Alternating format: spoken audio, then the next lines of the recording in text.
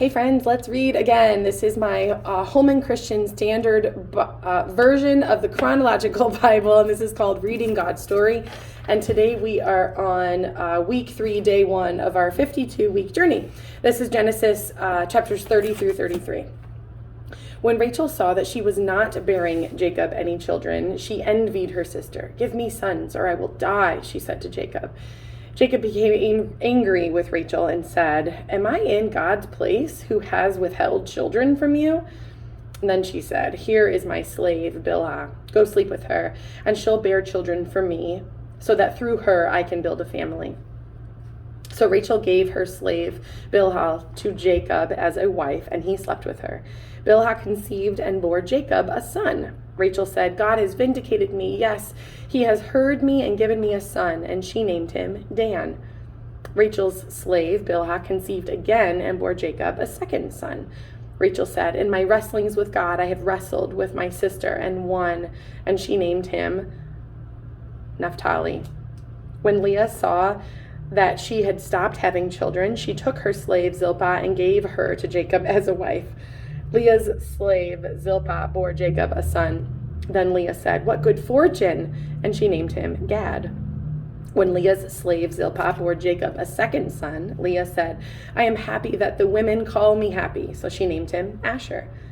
Reuben went out during the wheat harvest and found some mandrakes in the field.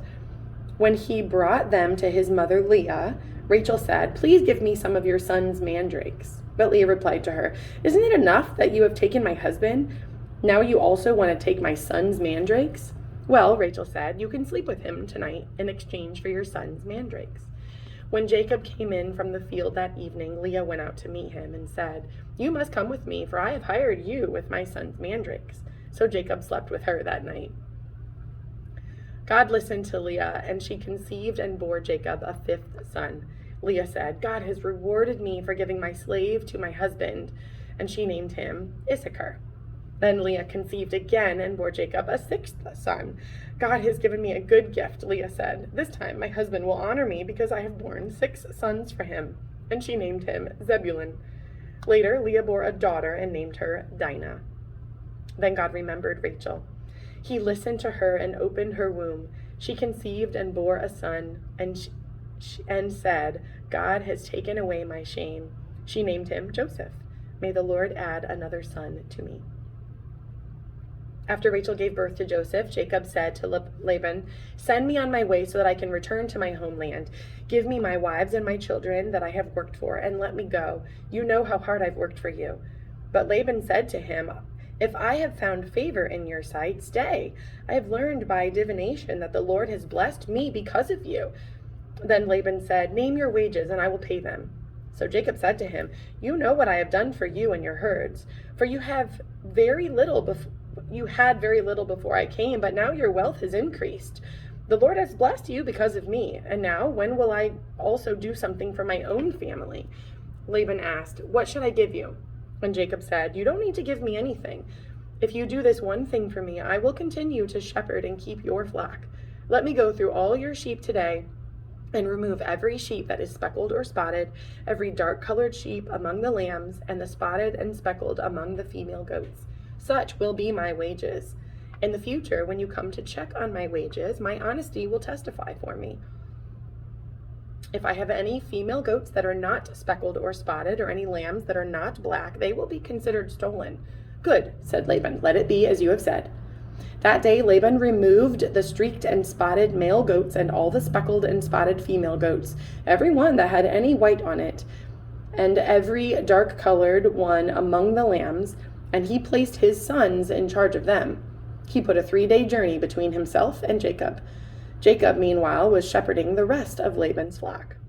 Jacob then took branches of fresh poplar, almond, and plain wood and peeled the bark, exposing white stripes on the branches. He set the peeled branches in the troughs in front of the sheep, in the water channels where the sheep came to drink, and the sheep bred when they came to drink. The flocks bred in front of the branches that bore streaked, speckled, and spotted young.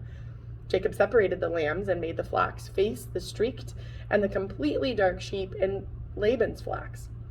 Then he set his own stock apart and didn't put them with Laban's sheep. Whenever the stronger of the flock were breeding, Jacob placed the branches in the troughs in full view of the flocks, and they would breed in front of the branches. As for the weaklings of the flocks, he did not put out the branches. So it turned out that the weak sheep belonged to Laban and the stronger ones to Jacob.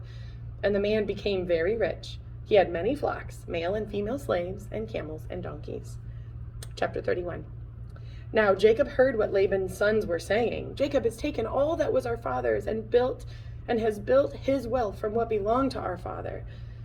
And Jacob saw from Laban's face that his attitude toward him was not the same. Then the Lord said to him, "Go back to the land of your fathers and to your family, and I will be with you." Jacob and Rachel and Leah called to the field where his flocks were. He said to them, "I can see from your father's face that his attitude toward me is not the same, but the God of my father has been with me. You know that I have worked very hard for your father, and that he has cheated me and changed my wages 10 times. But God has not let him harm me. If he said, 'The spotted sheep will be your wages,' then all the sheep were born spotted. If he said, 'The streaked sheep will be your wages,' then all the sheep were born streaked. God has taken away your father's herds and given them to me. When the flocks were breeding, I saw in a dream that they were streaked, spotted, and speckled males and were mating with the females. In that dream, the angel of God said to me, 'Jacob,' and I said, 'Here I am.' And he said, 'Look up and see, all the males that are mating with the flocks are streaked, spotted, and speckled, for I have seen all that Laban has been doing to you. I am the God of Bethel, where you poured oil on the stone marker and made a solemn vow to me. Get up, leave this land, and return to your native land.' Then Rachel and Leah answered him, 'Do we have any portion or inheritance in our father's household? Are we not regarded by him as outsiders? For he has sold us and has certainly spent our money. In fact, all the wealth that God has taken away from our father belongs to us and to our children. So do whatever God has said to you.' Then Jacob got up and put his children and wives on the camels. He took all the livestock and possessions that he had acquired in Padan Aram, and he drove his herds to go to the land of his father Isaac in Canaan. When Laban had gone to shear his sheep, Rachel stole her father's household idols. And Jacob deceived Laban the Aramean, not telling him that he was fleeing. He fled with all his possessions, crossed the Euphrates, and headed for the hill country of Gilead. On the 3rd day, Laban was told that Jacob had fled. So he took his relatives with him, pursued Jacob for 7 days, and overtook him at Mount Gilead. But God came to Laban the Aramean in a dream at night. "Watch yourself," God warned him. "Don't say anything to Jacob, either good or bad." When Laban overtook Jacob, Jacob had pitched his tent in the hill country, and Laban and his brothers also pitched their tents in the hill country of Gilead. Then Laban said to Jacob, "What have you done? You have deceived me and taken my daughters away like prisoners of war. Why did you secretly flee from me and deceive me and not tell me? I would have sent you away with joy and singing, with tambourines and lyres, but you didn't even let me kiss my grandchildren and my daughters. You have acted foolishly. I could do you great harm, but last night the God of your father said to me, 'Watch yourself. Don't say anything to Jacob, either good or bad. Now you have gone off because you long for your father, but why have you stolen my gods?' Jacob answered, 'I was afraid, for I thought you would take your daughters from me by force. If you find your gods with anyone here, he will not live. Before our relatives point out anything that is yours, and take it.' Jacob did not know that Rachel had stolen the idols. So Laban went into Jacob's tent, then Leah's tent, then the tents of the 2 female slaves, but he found nothing.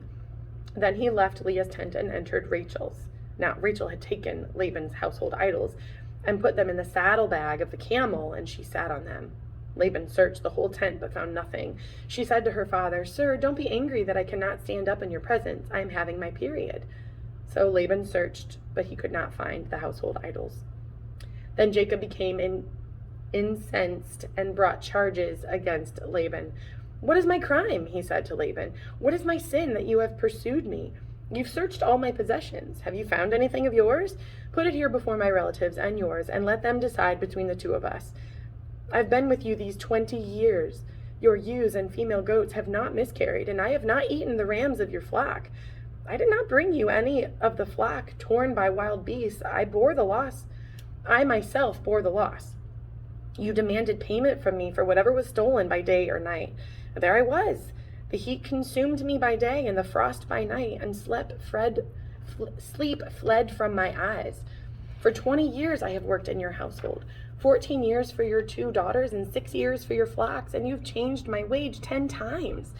If the God of my father, the God of Abraham, the fear of Isaac, had not been with me, certainly now you would have sent me off empty-handed. But God has seen my affliction and my hard work, and he issued his verdict last night. Then Laban answered Jacob, the daughters are my daughters, the sons my sons, and the flocks my flocks. Everything you see is mine. But what I can do today for these daughters of mine, or for the children they have borne, come now, let's make a covenant, you and I. Let it be a witness between the 2 of us. So Jacob picked out a stone and set it up as a marker. Then Jacob said to his relatives, gather stones. And they took stones and made a mound, and they ate there by the mound. Laban named the mound Jegar-sahadutha, but Jacob named it Gilead. Then Laban said, this mound is a witness between you and me today. Therefore this place was called Gilead. And also Mizpah, for he said, may the Lord watch between you and me when we are out of each other's sight. If you mistreat my daughters or take other wives, though no one is with us, understand that God will be a witness between you and me. Laban also said to Jacob, look at this mound and the marker I have set up between you and me. This mound is a witness that the marker is a witness, and I will not pass beyond this mound to you, and you will not pass beyond this mound and this marker to do me harm. Then the God of Abraham and the gods of Nahor, the gods of their father, will judge between us. And Jacob swore by the fear of his father Isaac. Then Jacob offered a sacrifice on the mountain and invited his relatives to eat a meal. So they ate a meal, and they spent the night on the mountain. Laban got up early in the morning, kissed his grandchildren and daughters, and blessed them. Then Laban left to return home. Chapter 32. Jacob went on his way, and God's angels met him. When he saw them, Jacob said, this is God's camp. So he called that place Mahanaim. Jacob sent messengers ahead of him to his brother Esau in the land of Seir, the country of Edom. He commanded them, you are to say to my lord Esau, this is what your servant Jacob says. I have been staying with Laban and have been delayed until now. I have oxen, donkeys, flocks, male and female slaves. I have sent this message to inform my lord in order to seek your favor. When the messengers returned to Jacob, they said, we went to your brother Esau. He is coming to meet you. He has 400 men with him. Jacob was greatly afraid and distressed. He divided the people with him into 2 camps, along with the flocks, cattle, and camels. He thought, if Esau comes to one camp and attacks it, the remaining one can escape. And then Jacob said, God of my father Abraham and God of my father Isaac, the Lord who said to me, go back to your land and to your family, and I will cause you to prosper.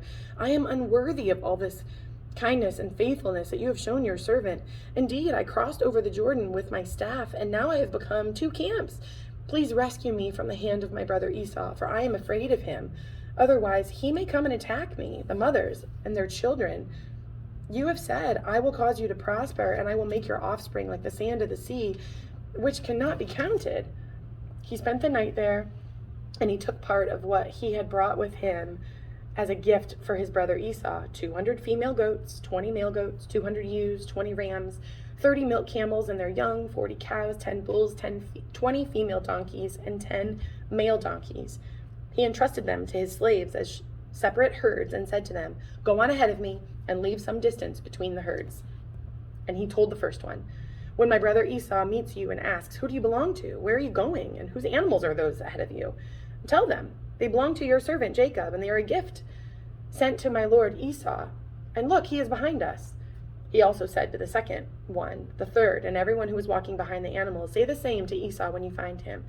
You are to say, look, your servant Jacob is right behind us.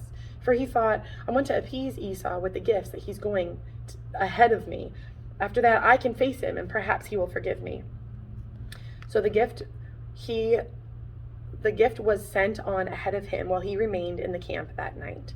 During the night, Jacob got up and took his 2 wives, his 2 female slaves, and his 11 sons and crossed the ford of Jabbok. He took them and sent them across the stream along with all his possessions. And Jacob was left alone, and a man wrestled with him until daybreak. When the man saw that he could not defeat him, he struck Jacob's hip socket, and they wrestled, and dislocated his hip. Then he said to Jacob, "Let me go, for it is daybreak." But Jacob said, "I will not let you go unless you bless me." "What is your name?" the man asked. "Jacob," he replied. "Your name will no longer be Jacob," he said. "It will be Israel, because you have struggled with God